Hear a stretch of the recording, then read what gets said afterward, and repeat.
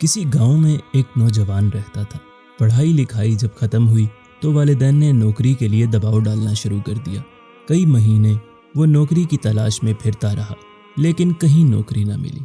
ایک دن تھک ہار کر خود سے بولا، رزق تو اللہ کی ذات نے دینا ہے، اب میں نوکری کی تلاش میں نہیں پھروں گا بلکہ سکون سے زندگی گزاروں گا۔ اللہ رازق ہے تو گھر بیٹھے ہی رزق دے دے گا۔ اسی سوچ کے ساتھ یہ جوان صبح کی سیر کے لیے نکلا۔ سیر کے بعد گاؤں کے قریب سے گزرنے والی نہر کے قریب جا کر بیٹھ گیا۔ ابھی بیٹھے 15 منٹ ہی ہوئے تھے کہ دیکھا ایک پتا نہر میں نیچے کی طرف بہتا ہوا آ رہا ہے۔ چھلانگ لگا کر پتا پکڑا تو یہ کیا دیکھتا ہے کہ پتے پر 2 نان اور ان پر حلوہ پڑا ہے۔ واہ خدایا، واقعی رزق تو کھانے والے تک خود پہنچتا ہے۔ حلوہ کھایا، بہت لذیذ تھا۔ پیٹ بھر کر گھر واپس آ گیا۔ ظہر کے بعد پھر نہر کنارے چلا گیا۔ ایک بار پھر حلوہ اور نان پتے پر آتے نظر آئے، اٹھائے اور کھا لیے۔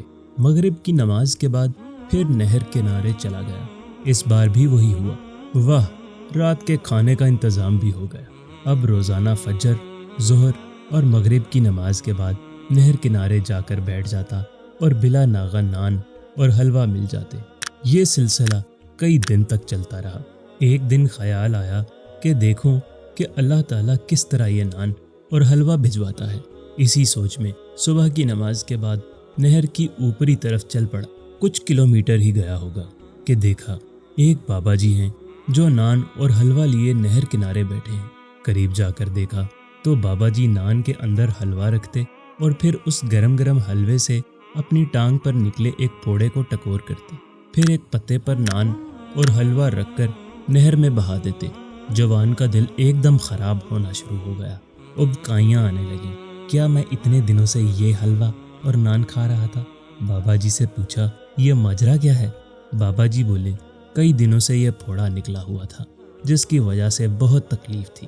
حکیم کے پاس گیا تو حکیم نے مشورہ دیا کہ روزانہ دن میں 3 بار سوجی کے حلوے کو نان پر رکھ کر اس کی ٹکور کرو۔ سو میں فجر، ظہر اور مغرب کے بعد ادھر آ جاتا ہوں۔ نان اور حلوے کی ٹکور کے بعد نان اور حلوے کو پتے پر رکھ کر نہر میں بہا دیتا ہوں تاکہ خراب ہونے کی بجائے چرند پرند اور مچھلیاں ہی کھا لیں۔ بے شک اللہ رازق ہے، رزق اللہ نے ہی دینا ہے۔ محنت اور کاہلی کے درمیان پھل کا فرق ہے۔ جو محنت کرتے ہیں انہیں پاک اور صاف رزق ملتا ہے۔ جو کاہلی میں وقت گزارتے ہیں اور حالات کے سامنے ہتھیار ڈال دیتے ہیں، رزق تو انہیں بھی ملتا ہے، مگر وہ رزق جس میں کراہت اور گندگی ہو۔